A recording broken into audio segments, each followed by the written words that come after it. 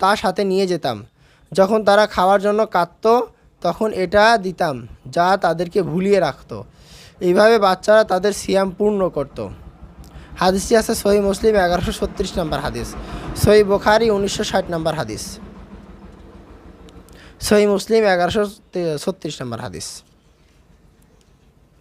হযরত মুআবিয়া বিন আবু সুফিয়ান রাদিয়াল্লাহু তাআলা আনহু মদিনার মসজিদে নববীতে হজের মৌসুমে খুতবা দানকালে বলেন,